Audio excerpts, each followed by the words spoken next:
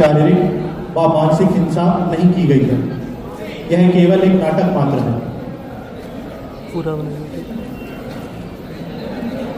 मैं समय और आज महाभारत की अमर कथा सुनाने जा रहा हूं। महाभारत का वो अध्याय जिसने मानव समाज को अनंत काल से धर्म, अधर्म और स्त्री रक्षण का पाठ दिया। द्रौपदी चीरहरण। महान धर्म पालनकर्ताओं की सभा में अधर्म ने कुछ ऐसा रूप लिया, युधिष्ठिर ने सब राजपाट हार कर द्रौपदी को दांव पर लगा दिया। सबने अपने अपने धर्म की रक्षा की, पर कार्य केवल अधर्म का हुआ। हार गया युधिष्ठिर सम्राज्ञी को भी। कुटिल शकुनी संग दुर्योधन बेहद प्रसन्न हुआ। सभा में पांसों का खेल चल रहा था, जिसमें शकुनी अपनी कूटनीति व छल नीति से कौरवों की जीत और पांडवों की हार सुनिश्चित कर रहा था। एक ओर पांचों पांडव थे और एक ओर कौरव और मामा शकुनी। पांडवों के बहुत प्रयास के बाद भी जब वह सब हार गए और कुछ शेष नहीं बचा, तब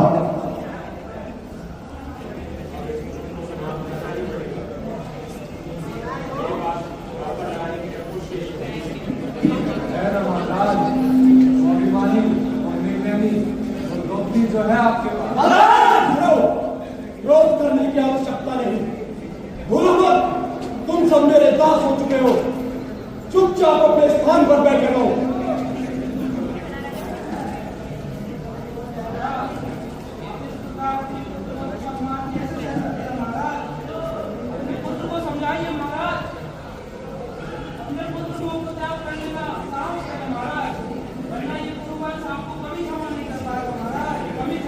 काकाश्री, या तो आप पितामह भीष्म और गुरु द्रोणाचार्य की भांति अपने स्थान पर बैठ जाए, अन्यथा आप इस सभा से जा सकते हैं।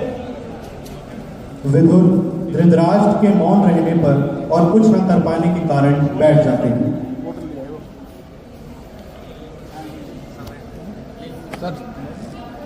मैं अपनी भार्या मुद्रा पर लगाने के लिए तैयार हूं। बोलिए भ्राता युधिष्ठिर, लगाते हैं द्रौपदी को दांव पर। बोलो प्रिय युधिष्ठिर। हाँ, लगाता हूं मैं द्रौपदी को दांव पर। युधिष्ठिर के इस उत्तर से सभी अचंभित हो उठते हैं। पितामह भीष्म क्रोधित होते हैं, परंतु कुछ नहीं कर पाते। पासे उठाओ मामा, मुझे वो द्रौपदी चाहिए। अवश्य वांजे अवश्य। शकुनी पासे फेंकता है और कौरवों की जीत होती है।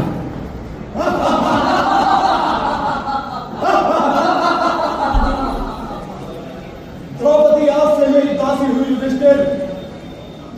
साथ ही मेरे उस दासी को इस सभा में प्रस्तुत करो।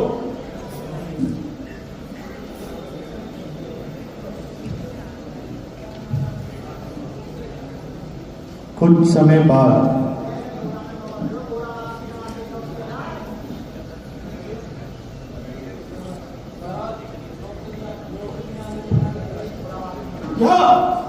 वो होती कौन है मेरी आज्ञा की अवहेलना करने वाली? क्या से जान नहीं? मैंने उसे जीता है। दुशासन जी भ्राताश्री, तुम स्वयं जाओ और मेरी उस दासी को बालों से घसीट कर इस सभा में प्रस्तुत करो। जो आज्ञा भ्राताश्री।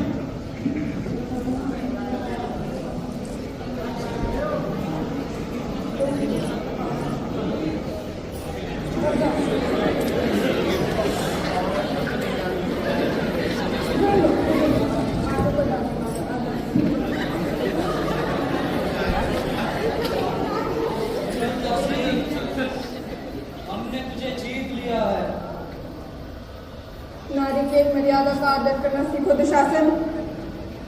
चलती है या तुझे घसीट के ले चलूं? मुझे इस दशा में वहां ना ले चलो दुशासन। मैं कुलवधू हूँ, कुरुवंश की मर्यादा हो। आज तुम एक दासी के अतिरिक्त और कुछ भी नहीं। रुक जाओ दुशासन, मेरे समीप ना आना। चल।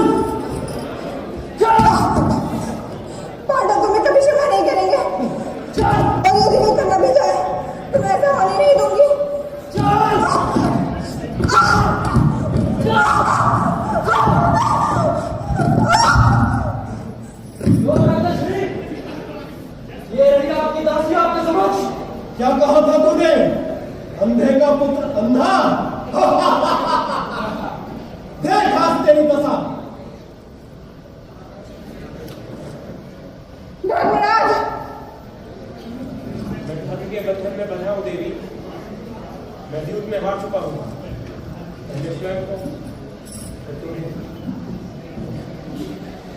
पितामह भीष्म,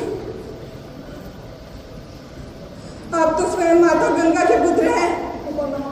आप अपने समक्ष ये अधर्म होते देख मौन कैसे रह सकते हैं? कुछ बोलिए पितामह। धर्म का स्वरूप सूक्ष्म मंत्री, मैं अभी धर्म और अधर्म का निर्णय ले पाने में असमर्थ हूं। महाराज, हस्तिनापुर की सभा में ये किस प्रकार का व्यवहार हो रहा है? मैं हस्तिनापुर की कुलवधू हूं, कुरुवंश की मर्यादा, और मुझे इस प्रकार सभा में लाया जा रहा है।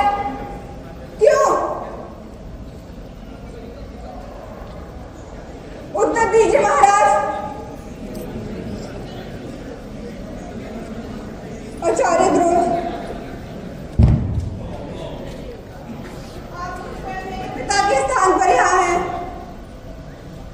मेरे साथ इस प्रकार का व्यवहार क्यों हो रहा है? कुलगुरु कृपाचार्य, काकाश्री, आप तो कड़वा सत्य बोलने के लिए प्रसिद्ध हैं। आप तो मौन न रहिए, कुछ बोलिए काकाश्री। महाराज, आप ये अन्याय रोकते क्यों नहीं है? अपने पुत्र को रोकिए महाराज, अपने पुत्र को रोकिए। उससे तुम ना कहो पांचाली, ना ही दृष्टि ने तुम्हें दांव पर लगाने से पहले मेरी आज्ञा दी, ना ही दुर्योधन ने तुम्हें जीतने से पहले। और वैसे भी दुर्योधन ने संपूर्ण सभा के सामने तुम्हें युद्ध के नियमों के अनुसार ही जीता है। इसलिए अपना ये प्रश्न लेकर युधिष्ठिर के पास जाओ, उसी से उत्तर मांगो। ये होते कौन है मुझे हारने वाले? मैं केवल इनकी पत्नी तो नहीं, मुझ पर पांचों पांडवों का अधिकार है। क्या इन्होंने मुझे दांव पर लगाने से पहले तुम सबकी अनुमति ली थी? क्या आप सभी ने अनुमति दी थी? क्या आप सबने मुझे मिलकर दांव पर लगाया है? उत्तर दीजिए आर्यपुत्रों। आप पांचाली के प्रश्नों का उत्तर क्यों नहीं देते भ्राताश्री?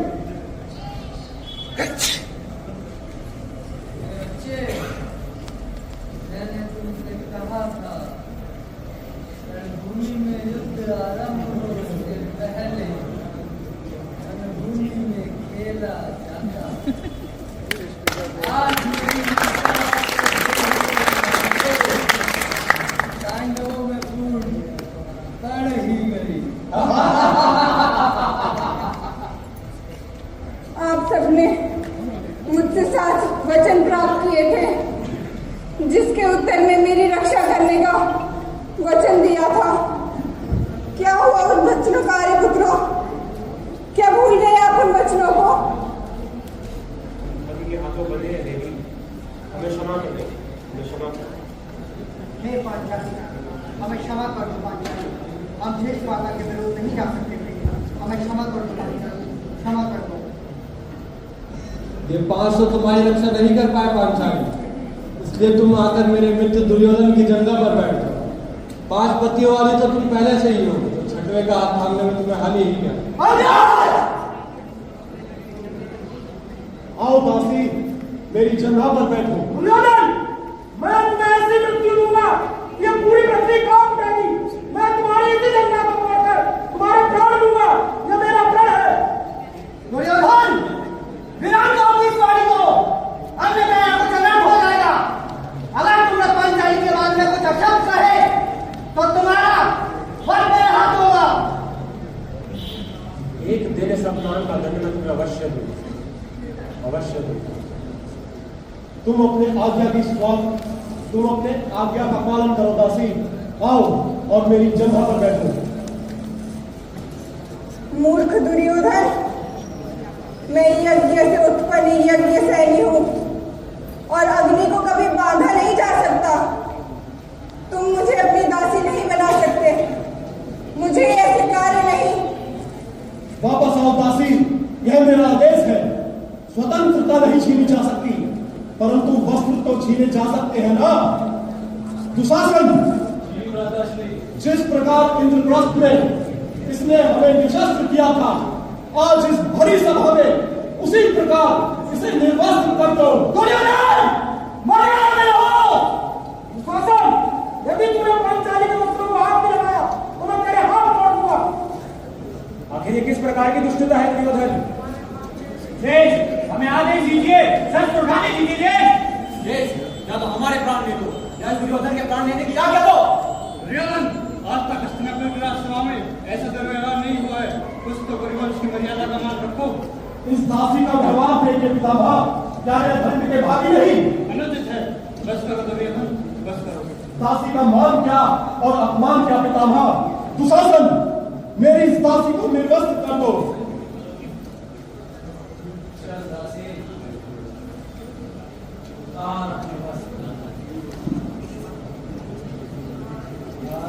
मेरे हाथों से कोई नहीं बचा सकता दासी।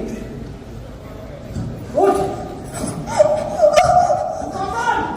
तूने जिन हाथों से पांचाली के पेश हुए हैं, मैं इन्हीं हाथों को तुम्हें उखाड़ कर फेंक दूंगा। और मैं पांडुपुत्र भीम आज से घोषणा करता हूँ, जब तक रणभूमि में दुशासन की छाती चीरकर इसका लहू नहीं पी लेता और इसके लहू से पांचाली का पेश नहीं हो लेता, तब तक मैं अपने दुश्मनों का वापस नहीं जाऊंगा। राजसूय यज्ञ में जिन केशों ने राजसी स्नान किया था, जब तक ये केश तेरे वक्ष के रक्त से धुल नहीं जाते, इनकी बेड़ी नहीं बंधेगी। दुशासन,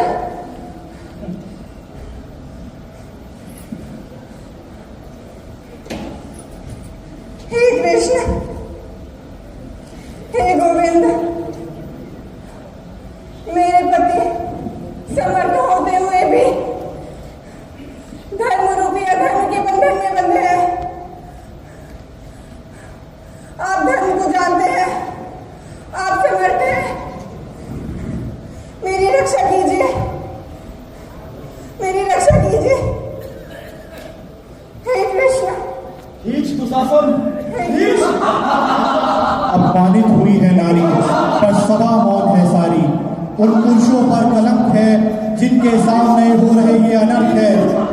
मनुष्य पर भूल जाते हैं, जब जब नारी का होगा तिरस्कार, ईश्वर स्वयं रोकेंगे हर प्रहार। बचाने नारी का सम्मान आएंगे श्री कृष्ण भगवान, हुए कृष्ण कृपालु कृष्णा पर। हे कृष्ण, हे कृष्ण। यदा यदा हि धर्मस्य ग्लानिर्भवति भारत, अभ्युत्थानमधर्मस्य तदात्मानं सृजाम्यहम्, परित्राणाय साधूनां विनाशाय च दुष्कृतां, धर्म संस्थापनार्थाय संभवामि युगे युगे।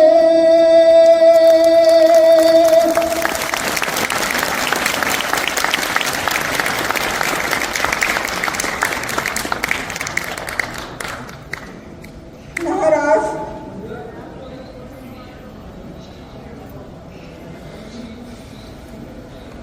कुरुवंश की राजसभा में आज एक नारी का अपमान हुआ है। स्वयं अपने घर में पितामह आचार्य द्रोण, ज्येष्ठ पिताश्री सभी के होते हुए भी उस नारी का वस्त्र हरण करने का प्रयास किया गया है, और आप सभी मौन बैठे रहे।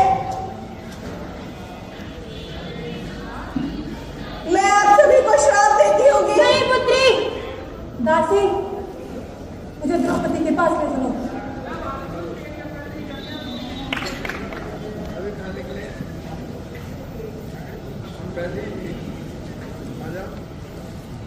पुत्री, नहीं पुत्री, नहीं। दुर्योधन, माता श्री। भाभी की तो बस खड़ कर हो चुका, अब दुशासन से कह तेरी माँ गांधारी के भी बस खड़ करे। चुप क्यों है निर्लज, आदेश दे अपने भाई को। कहिए अपने प्रिय भाग्य से कि अपनी माँ की एक बात को मान ले।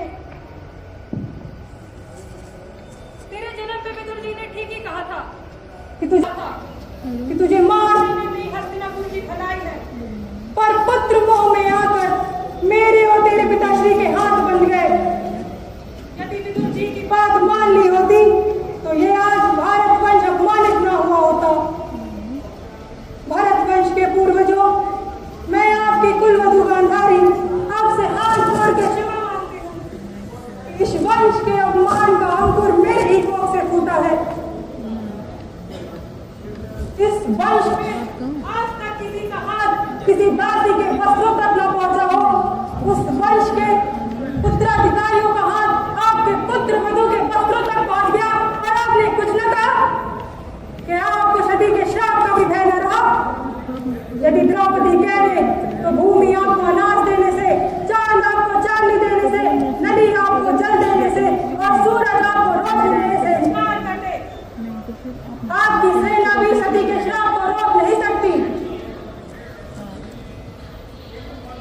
पुत्री, श्राप न दो पुत्री, श्राप न दो। तेरी बड़ी मां तेरे आगे हाथ जोड़ती है पुत्री। ये जैसे भी है पुत्री, ये मेरे हैं, ये तेरे भी हैं पुत्री। श्राप मत दो पुत्री, क्षमा कर दो पुत्री, क्षमा कर दो। मैं और तो सबको क्षमा कर दूंगी, किंतु दुशासन, दुर्योधन, अंगराज कर्ण और गंधार नरेश शकुनी को कभी क्षमा नहीं करूंगी, कभी नहीं।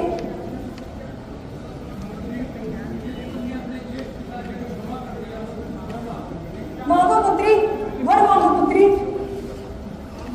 महाराज, मैं सम्राट युधिष्ठिर की दासत्व से मुक्ति मांगती हूँ और उन्हें सब कुछ लौटा देने का वादा मांगती हूँ।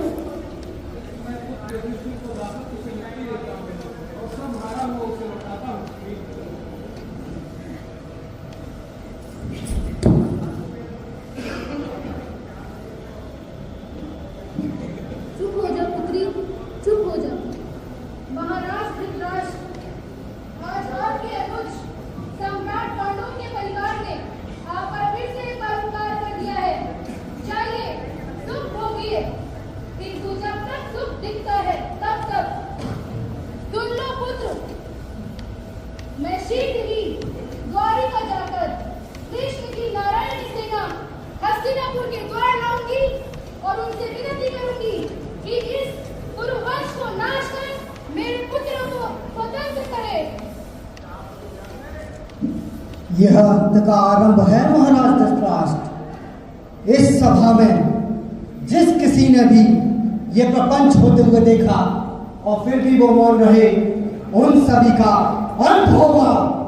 रक्त की धाराएं बहेंगी, कटे मस्तकों का अंबार लगेगा, शिव का रुद्र तांडव होगा, महासंग्राम होगा, महाभारत होगा।